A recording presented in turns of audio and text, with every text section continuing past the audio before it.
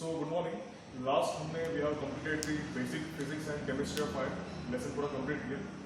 So उसमें से कुछ short terms या common abbreviations जो हमने दिए थे, common terms जो lesson में सुना होगा उसके बारे में हम देखने वाले हैं. So first common term या जो fire department में common जो word इस्तेमाल किया जाता है वो है fire alarm. Second है fire extinguisher. Third है fire tender. Fourth है fire and rescue service or special service call, and last is drill, mock drill. तो आज हम इनके बारे में एकदम बेसिक नॉलेज हम देखने वाले हैं. Okay, so first thing is fire alarm. First one is fire alarm. Fire alarm एक ऐसा एक मटेरियल होता है जो नॉर्मली तुमको सिग्नल करता है इन केस ऑफ एनी एक्सीडेंट और एनी इमरजेंसी कॉल. किधर भी कोई भी कंपार्टमेंट में एक बहुत बड़ा फैक्ट्री में कोई भी लोकेशन में अगर फायर लग रहा है, फॉर एग्जाम्पल कंपार्टमेंट का नाम या जो स्टोर रूम का नाम है B16 रहेगा. ओके, और एट द सेम टाइम अलग कंपार्टमेंट के B55. ओके, B16 में और B55 में फायर लग रहा है तो यहाँ पे एक सेंसर होता है. यहाँ पे एक सेंसर होता है जो पहला क्या करेगा, स्मोक डिटेक्ट करेगा. स्मोक सेंसर से डिटेक्ट करेगा और वही लाइन से मैसेज पासिंग करेगा टू द कंट्रोल यूनिट और लास्ट पहुंचेगा to the fire alarm panel. Fire alarm panel ये एक ऐसा एक पैनल होता है जहाँ पे पूरा कंट्रोल यूनिट्स होते हैं. हर फैक्ट्रीज का हर प्रॉपर लोकेशन में क्या क्या प्रॉब्लम चल रहा है उसको सेंसिंग कर सकते हैं और वहाँ पे पैनल में डिजिटल मीटर में पूरा रिपोर्ट दिखेगा. उसमें ये रिपोर्ट दिया कि वो एट वन प्लेस एक जगह से तुमको एक इंसान को पूरा कंट्रोल कर सकते हैं. You can look at the monitor, उसको मॉनिटरिंग करके पूरा कंट्रोल कर सकते हो. जहाँ पे B55 और B16 का अगर फायर लगा तो उसमें रिपोर्टिंग दिखाएगा B16 and B55 on fire. Okay, at the same time जो B16 और B55 का जो अलार्म यूनिट जो पैनल जो होता है थोड़ा रेड लाइट ब्लिंक करेगा, यानी कि लाल लाइट वाला ब्लिंक करेगा. और ये जो मशीन जो होता है 24/7 आवर्स चालू करता ही रहता है. और इसका कुछ स्पेसिफिकेशन ऐसा है कि ये पैनल में अगर कुछ मेंटेनेंस का काम चल रहा है, अगर ये पैनल में कुछ गड़बड़ हुआ है या मेंटेनेंस चल रहा है तो एक नया कंपार्टमेंट ओपन किया होगा जहाँ पे अपडेट करके इंस्टॉलेशन का काम करना चाहिए फॉर B10. तभी ये पैनल जब भी बंद कर दिया जाएगा, आउट ऑफ सर्विस किया जाएगा. एट द सेम टाइम जो भी प्रोडक्शन डिपार्टमेंट है उनको भी उनका काम थोड़ा उस दिन के लिए बंद करना चाहिए. फायर अलार्म पैनल इतना ही बहुत बड़ा इंपॉर्टेंट चीज होता है. ये चालू रहे तो ही प्रोडक्शन चलेगा, ये अगर बंद है इन द ऑनगोइंग और in the out of service time तो ये प्रोडक्शन भी कंपल्सरीली बंद करना ही चाहिए.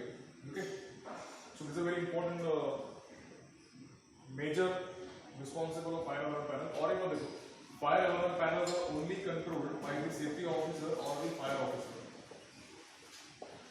फायर पैनल एक ऐसा सिस्टम होता है कि not for everyone. Safety officer के असिस्टेंट को भी परमिशन नहीं होता है या फायर ऑफिसर के असिस्टेंट को भी परमिशन नहीं होता है. कंपल्सरीली जो सेफ्टी ऑफिसर होता है the incharge position as well as fire officer का इंचार्ज पोजीशन को ही ये पैनल हैंडल कर सकते हैं. पैनल के ऊपर कुछ भी डिफॉल्ट करना, थेफ्ट करना या कोई भी गलत वर्किंग करना इन द पैनल, बहुत सारे बटन होते हैं उसमें, कंट्रोलिंग बटन होता है. अगर कोई भी button without any proper knowledge, without any untrained action को इस्तेमाल कर रहा है तो अगर कोई भी बटन प्रेस करने से उसका ऑपोजिट रिएक्शन हो सकता है, ऑटोमेटिकली सेंसर वगैरह बचेगा तो मिसअंडरस्टैंडिंग होकर बहुत बड़ा वहाँ पे प्रॉब्लम हो सकता है. So fire alarm panels are only handle by the safety officer and the fire officer in charge.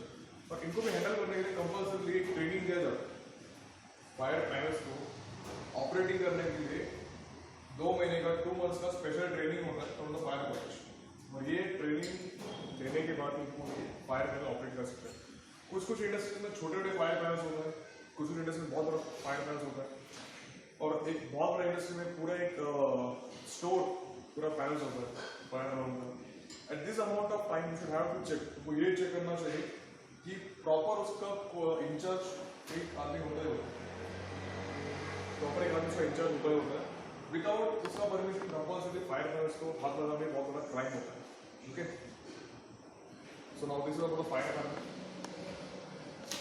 Fire panel देखो, अगर ये B16 में अगर फॉर एग्जांपल फायर लगा एंड सेंसर बच गए तो फिर भी फायर पैनल को समझ में आएगा।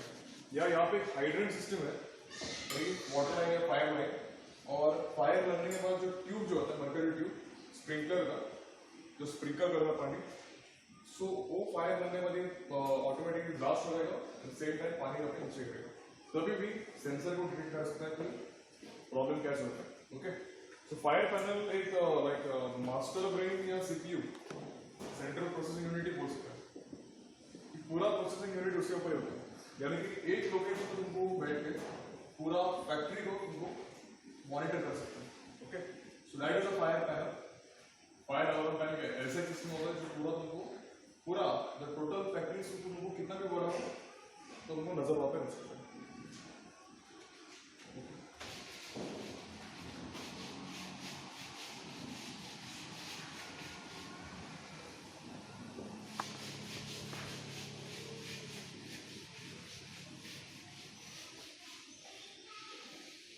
सो फायर अलार्म पैनल। सेकेंड हम देख रहे हैं एक्सटिंग्विशर। एक्सटिंग्विशर में we have taken this point, ये पॉइंट देख रहे हैं हम। जब ये लेसन स्टार्ट करेंगे तो उसके अंदर जो केमिकल्स जो इस्तेमाल किया जाता है क्वांटिटी कैसे सिंपली प्रैक्टिकली बच जाते हैं। फिलिंग ऑफ एक्सटिंग्विशर या एक्सटिंग्विशर इस्तेमाल करने से practically is only just remaining. इसमें और एक समस्या हो, we have like 2 kg extinguisher, 5 kg, 7 kg, 14 kg, 20 kg, 200 kg, ऐसे बहुत सारे टाइप्स ऑफ एक्सटिंग्विशर होता है डिपेंडिंग ऑन सिलेंडर, और उसका वॉल्यूम डिपेंड करता है, उसका प्रेशर कितना डालना है वो भी डिपेंड करता है। अभी जो 200 से हायर अबाउट जो एक्सटिंग्विशर होता है या FM 200 भी इस्तेमाल किया जाता है।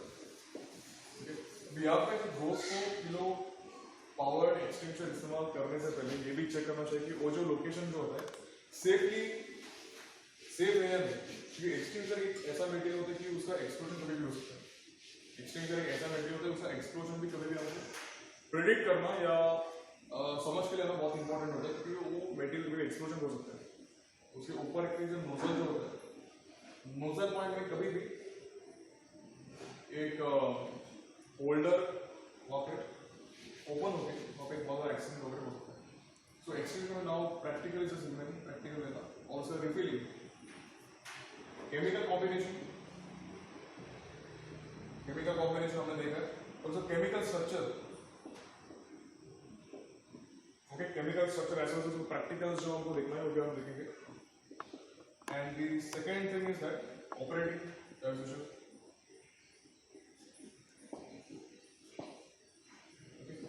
फाइनली मेन उसमें HPT hydropower testing as well as labour identification. Labour identification अभी देखो, water, CO2, carbon dioxide, DCP, WCP, cleaning agent, ये हर एक्सटिंग्विशर का जो एक्सपायरी डेट या इसका रिफिलिंग डेट अलग अलग होता है। और ये भी अलग अलग होता है कि ये एक्सटिंग्विशर कौन से क्राइटेरिया में किधर किधर इस्तेमाल किया था या कौन से डिपार्टमेंट में इस्तेमाल किया था। सो ये सभी डिपेंड करती है एक एक्सटिंग्विशर कैसे हम आइडेंटिफाई कर सकते हैं, उसके अभी फिलहाल कैसा उसका हालत है, what is the situation of that particular extinguisher, ये हम देखेंगे। ओके, सो इतना भी पेंडिंग है अपना HPT hydropower testing and the label identification बहुत ही कंपोज होता है, and then the chemical combination होगा, and then the chemical structure and last and operating, वो जो प्रैक्टिकल में हम करने को जाएगा। Now the main point is fire tender. Okay.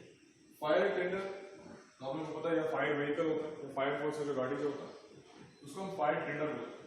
Fire tender के बहुत सारे टाइप्स होते हैं, बहुत सारे टाइप्स होता है। और first type is like forward, second is mid and third is rear. ऐसा हम फायर टेंडर को या फायर टेंडर गाड़ी को क्लासिफाई कर सकते हैं या आइडेंटिफाई कर सकते हैं। पहला है फॉरवर्ड, सेकंड है मिड एंड थर्ड है रियर। उदाहरण है, फॉर एग्जांपल ये अगर फायर टेंडर की गाड़ी है,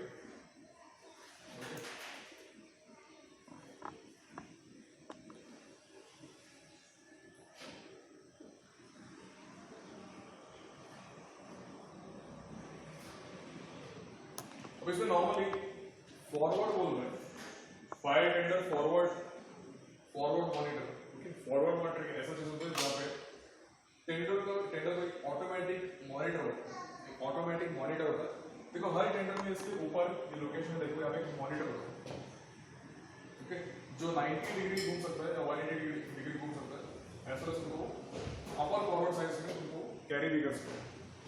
तो ये जो मॉनिटर होता है इनका फॉरवर्ड सेगमेंट होता है,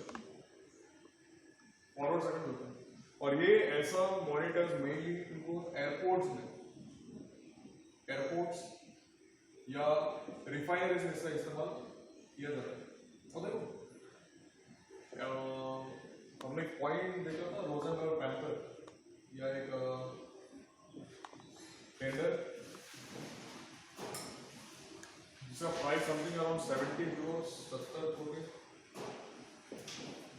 फॉरेन एक्सचेंज वैल्यू रहता है। ऐसे जो व्हीकल्स होते हैं प्रॉपर जिस लोकेशन में रिक्वायर्ड होता है वहाँ पे इस्तेमाल किया जाता है। फॉरवर्ड अभी देखिए this is mainly forward side जो ये होता है, फॉरवर्ड साइड मॉनिटर्स होता है वो मेनली एयरपोर्ट्स में रिफाइनरीज में इस्तेमाल किया जाता है।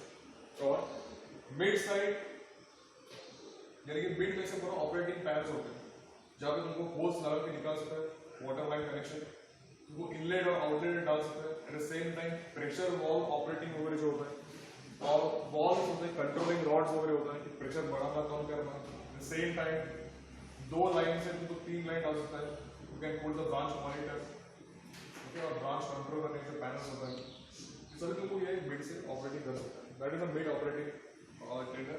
और रियर ऑपरेटिंग टेंडर जो होता है इसका जो ऑपरेटिंग होता है पीछे का साइड में होता है, बैक साइड में, इसका ऑल्सो रियर ऑपरेटिंग टेंडर होता है। नॉर्मली अभी इंडिया में जो मैक्सिमम फायर व्हीकल्स इस्तेमाल किए जाते हैं वो रियर ऑपरेटिंग व्हीकल्स होते हैं। सो देखो टेंडर में 3 क्लासिफिकेशन होता है, फर्स्ट इज फॉरवर्ड और दूसरा होता है मिड और तीसरा होता है रियर। अब इसमें फर्क बस इतना होता है हर इंडस्ट्री डिपेंड करते हैं कि उनको कौन से टेंडर का रिक्वायरमेंट है। एयरपोर्ट्स में फॉर एग्जाम्पल अगर प्लेन का एक एक्सीडेंट हो रहा है या क्रैश लैंडिंग हो रहा है, ओके, तो उसके हाइट कंपेयर करते हो उसके छोटा सा टेंडर फायर फाइटिंग करते हुए बहुत बड़ा प्लेन को तो बहुत बड़ा डिफिकल्ट पड़ जाता है, क्योंकि जब भी फायर फाइटिंग करेगा उतना बड़ा मतलब एक प्लेन के ऊपर अगर पानी मारना है, क्योंकि फायर में लगे, ओके, फायर लग रहा है तो पानी मारता क्या होता है उतना हाइट तक नहीं पहुंचेगा, क्योंकि अगर फॉर एग्जाम्पल 3 बार प्रेशर या मैक्सिमम हम इस्तेमाल कर रहे हैं 5 या 7 बार प्रेशर इस्तेमाल कर रहे हैं, एज यूजुअली 3 बार प्रेशर हैंडल करने के लिए 2 आदमी लगता है, 3 बार प्रेशर हैंडल करने के लिए मिनिमम 2 आदमी लगता है, 5 बार प्रेशर हैंडल करने के लिए मिनिमम 3 से लेकर 4 आदमी लगेगा, same time 7 bar pressure handle करने के लिए more than 5 people are required. ऐसे क्राइटेरिया में मैक्सिमम 7 बार प्रेशर के लिए अगर आदमी जा रहा है तो फिर भी वो होस के हाइट उतना नहीं पहुंचेगा जितना प्लेन को फायर लगता है, ठीक। सो ऐसे केसेस में जो नॉर्मल जो गाड़ी होता है, रियर साइड जो गाड़ी होता है या मिड साइड गाड़ी होता है, काम को नहीं करते, दे आर नॉट यूजफुल। ये टाइम पे जो forward fire fighting monitor tender जो होता है यानी कि लाइक रोजनबर्ग पैंथर 6x6, इनके जो पावर जो होता है इंजन सीसी पावर जो होता है at same time HP power जो होता है वो बहुत हाई होता है, that is very high as comparing to other tender. इसमें जो कैपेसिटी होता है it's more than 1800 litres of fire fighting in minutes. So ऐसे जब कंपैरिजन करते हो जो एयरपोर्ट्स में जो फायर फाइटिंग रिक्वायरमेंट होता है, जो उनका मैनूवर प्रॉपर्ली हैंडल कर सकता है, वो क्राइटेरिया बैठता है रोजनबर्ग पैंथर 6x6, ठीक है। तो रोजनबर्ग पैंथर 6x6 कमर्शियली बहुत ही कॉस्टली व्हीकल होता है, फिर भी फायर फाइटिंग इन एयरपोर्ट्स में मेनली यही प्लेन को बहुत ही एडवांटेजियस पोजीशन में रहकर फायर फाइट कर सकते हैं। बाकी टेंडर्स को बहुत ही डिफिकल्ट होता है, एक नॉर्मल रियल टेंडर को फायर फाइटिंग करना बहुत ही डिफिकल्ट पड़ जाता है। So Rosenberg Panther 6x6 is used in airports. अभी मिड टेंडर एक ऐसा टेंडर होता है, मिड टेंडर एक ऐसा टेंडर होता है जिसका पूरा operating and everything is in the mid side होता है, okay, operating and everything is in the mid side होती है। बट ये टेंडर फिलहाल तो mainly foreign countries foreign countries में इसका एक ओरिजिन था, but still now it is decrease करके ज़्यादा कम हो रहा है, धीरे धीरे कम हो रहा है। और इंडिया में इसका इस्तेमाल तो बहुत ही कम है। इंडिया में तो इसका इस्तेमाल बहुत ही very limited, like 100 something around 2% ही अभी इंडिया में से इसका इस्तेमाल होता है mid index, so that is not use. देखो बात एक ही होता है, फॉरवर्ड से ऑपरेटिंग कर सकते हैं, मिड से ऑपरेटिंग कर सकते हैं, रियर से ऑपरेटिंग कर सकते हैं, that was mid. Coming to the rear tender, India में 98%, भारत में 98% रियर टेंडर का इस्तेमाल किया जाता है। इंडिया में टोटल 98% टेंडर और रियर टेंडर। अब रियर टेंडर में क्या होता है, सब पूरा ऑपरेटिंग पीछे होता है, यानी कि outlet, inlet, pressure gauge, meter कितना प्रेशर है, आउटलेट इनलेट ले रहा है, आउटलेट ले रहा है, एज वेल एज वॉल्स होता है, वॉल से पूरा कंट्रोल होता है, तुमको ओपन कर सकता है, क्लोज कर सकता है, at same time controlling rods होता है प्रेशर हैंडल करने के लिए, एज वेल एज पंप में एचपी बढ़ाने का और एक मतलब एक अलग रॉड्स होता है। तो ये सभी पैनल तुमको मतलब रियर से तुमको कंट्रोल कर सकते हैं। और एक बार समझ लो, फायर टेंडर में in case of fire fighting around something like fire tender गाड़ी में नॉर्मली जो fire tender cum driver operator, okay, fire tender cum driver operator, तो अपन ड्राइवर कम ऑपरेटर बोल सकते हैं, DC driver cum operator, okay, fire tender cum driver operator, cum म्हणजे C है cum, okay, fire tender cum driver operator, किंवा we can say like driver cum operator, cum म्हणजे driver and operator, okay, तो B से like DC हो driver and operator. तो इसमें क्या होगा, एक टेंडर में ये आपकी कंपल्सरी होता है, एट सेम टाइम आपका एक सुपरवाइजर होता है, सो उसके पीछे एक लीडिंग फायरमैन होता है जो डोमिनेट या सब डोमिनेट होता है। लीडिंग फायरमैन के under their is a team of around 7 firefighters या जो भी है 7 to 8, ओके। सो इतने प्रोसीजर्स एक टेंडर के अंदर होता है। This much amount of people can sit inside the tender, इतने लोगों को टेंडर के अंदर बैठ सकते हैं। सो देखो it can go around like 7, 6, 7, 8, 9, 10 more than 10 people can be accommodated. 10 आदमी को अकोमोडेट कर सकते हैं टेंडर के अंदर, ओके। अगर वो एक इमरजेंसी कंडीशन बहुत ही रिस्की है then you can increase it. ये टेंडर को ऐसे कुछ ओवरसीज का कुछ प्रॉब्लम कर इसमें नहीं होता। इमरजेंसी व्हीकल्स में लाइक एम्बुलेंस, पुलिस एंड इसमें कभी भी ओवर पैसेंजर्स का कुछ भी प्रॉब्लम होता नहीं होता, ओके। सो नाउ इसमें क्या होता है, ड्राइवर कम ऑपरेटर जो कुछ होते हैं, यानी कि जो टेंडर कम ड्राइवर ऑपरेटर जो आपने होता है, तो ड्राइविंग भी करना बहुत इंपॉर्टेंट होता है। एट सेम टाइम पूरा टेंडर का जो ऑपरेटिंग जो होता है, पंप ऑपरेटिंग करना, सेम टाइम इंजन ऑपरेटिंग करना, पीटीओ गियर में डालना, all this thing is handled by this particular person. यही एक आदमी होता है, पूरा वो हैंडल कर देगा पूरा tender. So he controls the full vehicle, okay, that is a driver and operator. So बाकी अपन अंदर डिटेल में अपन अंदर now coming to the fire and rescue and or special service, तो ये समझ लो फायर एंड रेस्क्यू और स्पेशल सर्विस। बात से fire fighters mainly go for the fire fighting. तो तुमने ये भी देखा होगा कि इन case of any rescue activities, यानी कोई अगर जान किधर भी फंस गए, फॉर एग्जांपल एक कार एक्सीडेंट हुआ है और अगर वो किधर गुफा में अगर लाइक जैम्ड हुआ है, या कोई भी रेलवे लाइंस जो रेलवे लाइंस में जो चेक पॉइंट में गाड़ी उधर फंस गया होगा, ओके, अटक गया होगा और उसके अंदर पैसेंजर है, डोर ओपन नहीं हो रहा है, तो in such cases of rescue give a special service, हमको बोल सकते हैं, we can call this special service.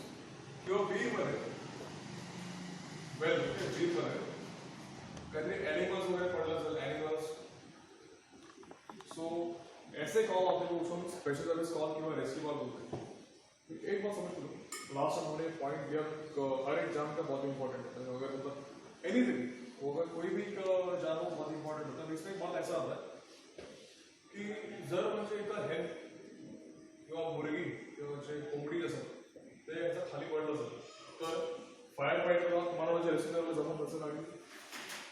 Fire फायटरला call करणं बरोबर आहे की नाही असं विचारलं definitely it is right you can call the firefighter no problem काहीच प्रॉब्लेम नाही तुम्हाला ते कॉल करून देतो लोक ह्याच्यामध्ये असतील तरी पण इट इज अ रूल वही रूल होता है कि you can go and rescue it so जो हमने पॉइंट जो देखा था जो कार रेलवे ट्रैक में अटक गए सो जो हाइड्रोलिक कटर जो डिवाइस जो होता है at the same time fire fighter was normally around 10 plus या 7 प्लस मैन पावर होता है यानी कि 7 के ऊपर उनके पास वर्किंग हैंड्स होते हैं मैन पावर होता है जो हर एक काम डिवाइड करके वहाँ पे रेस्क्यू एक्टिविटीज किया जाएगा स्पेशल सर्विस में एनिमल रेस्क्यू भी एक पॉइंट आता है एनिमल रेस्क्यू एनिमल रेस्क्यू में फॉर एग्जांपल कि मगरमच्छ या जो क्रोकोडाइल जो होता है गटर के अंदर या ड्रेनेज टैंक के अंदर फंस जाता है या दूसरों के जान के लिए अगर कुछ डेंजर ला सकता है तभी भी फायर डिपार्टमेंट को वहाँ पे रिस्पॉन्सिबिलिटी होता है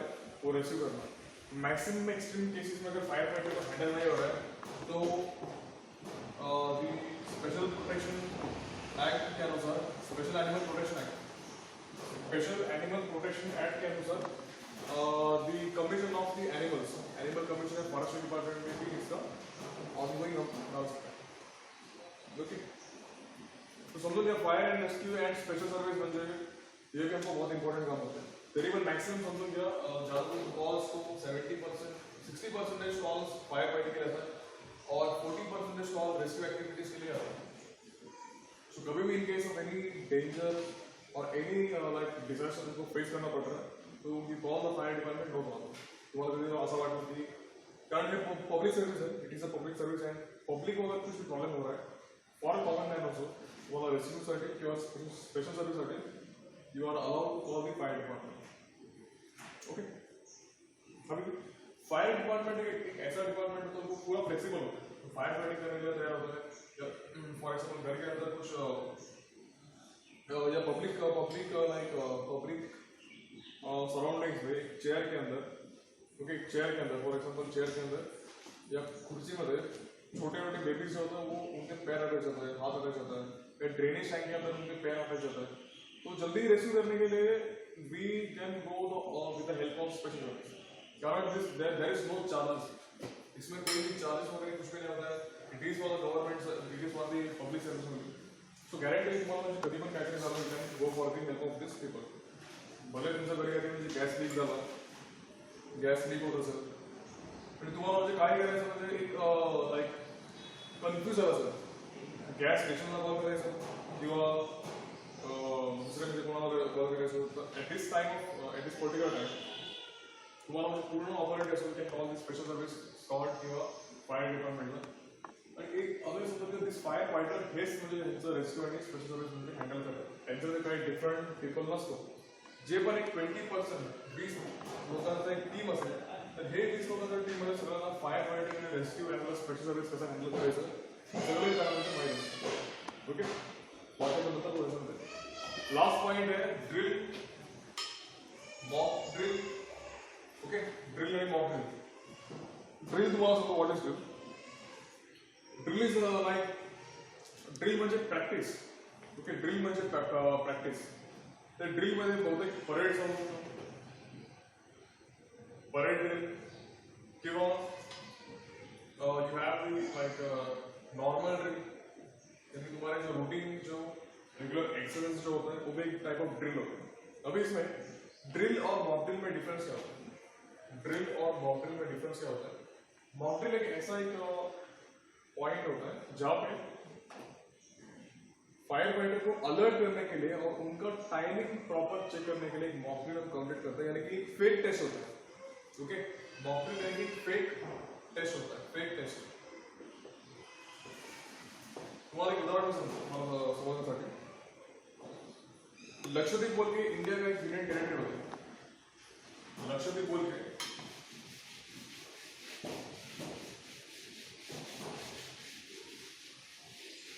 ओके पेनिनसुला रेंज में लक्षद्वीप बोल के एक छोटा सा आइलैंड होता है जो उसको जिसको हम यूनियन टेरिटरी बोलते हैं ओके यूनियन टेरिटरी तो ये जो डिवीजन होता है पूरा सेंट्रल कंट्रोल होता है सेंट्रल कंट्रोल होता है यूनियन टेरिटरी ओके और इनके बीच में अराउंड 40 नॉटिकल माइल्स इतना डिस्टेंस होता है, यानी कि इंडिया के जो बॉर्डर्स हैं और इंडियन बॉर्डर ये नॉर्मली ओपन टेरिटरी और हमारे बॉर्डर में पड़ते हैं, इंडिया का एक यूनियन टेरिटरी होता है। सो इनके जो कोस्टल रेंज होता है वो 40 नॉटिकल माइल्स होता है, 40 नॉटिकल माइल्स का डिस्टेंस होता है। अभी ये जो लोकेशन है mainly navy, coast guard, Lakshadweep police,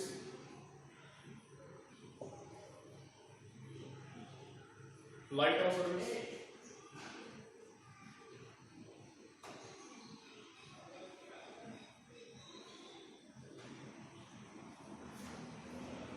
finally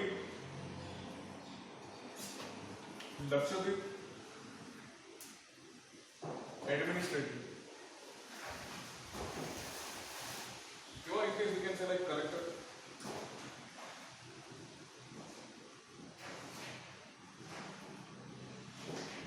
Okay.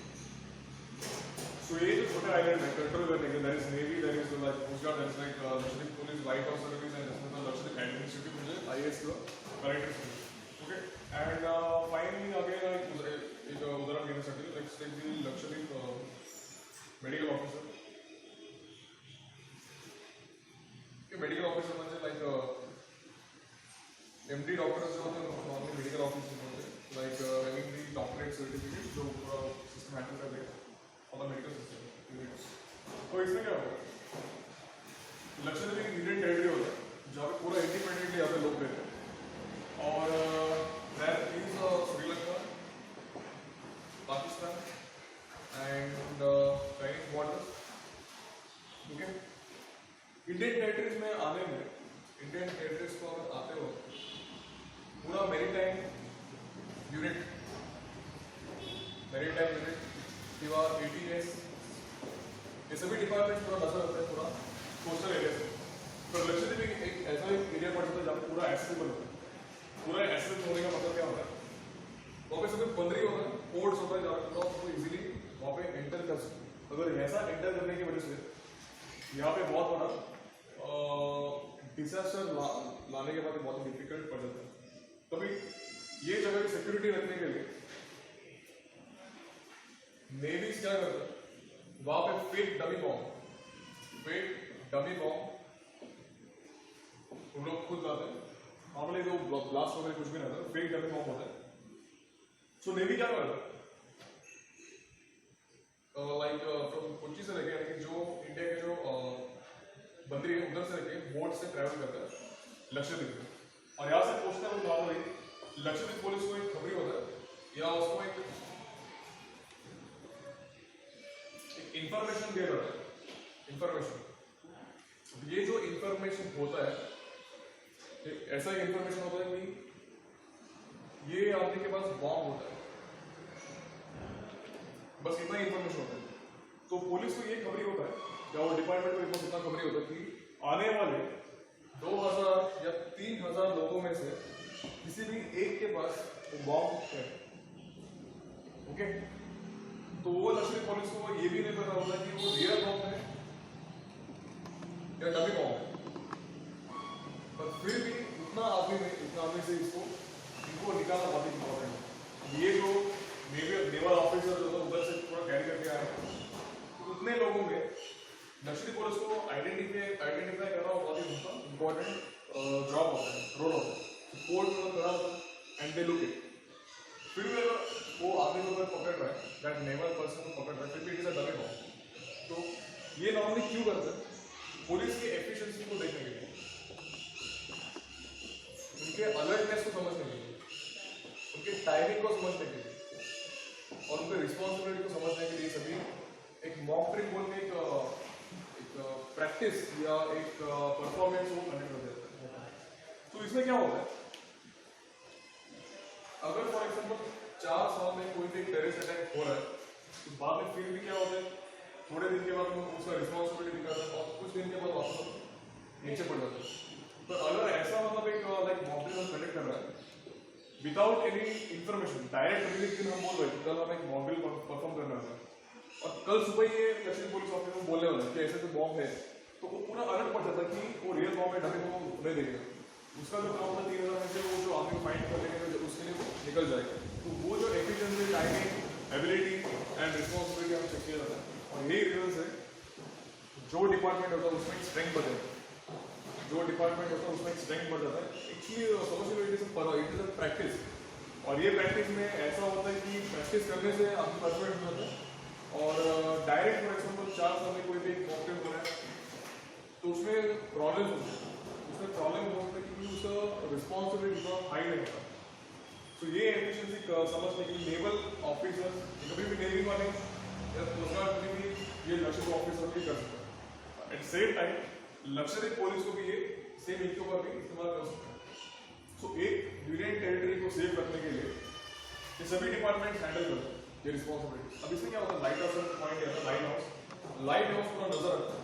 जो भी लाइट हाउस क्या करता है, तो लाइट हाउस में एक ऑफिसर होता है, लाइट हाउस में एक ऑफिसर होता है जो पूरा पोस्ट में जितने भी शिप आ रहे हैं, जितने भी शिप जा रहे हैं, जितने भी नए शिप्स है, जो भी रेडियो ऑपरेटिंग इनके बीच में हो रहा है, रेडियो ऑपरेटिंग ऐसा बात होता है 2 शिप एक आसपास हो रहा है, तो ये शिप पूछेगा कि तुम्हारा डायरेक्शन कौन सा, स्टारबोर्ड में जा रहा है या एप साइड में जा रहा है या पोर्ट साइड जा रहा है, या कौन से एंगल बेयरिंग करेगा 180 डिग्री या कौन से डिग्री तुम नेविगेटिंग करके चले।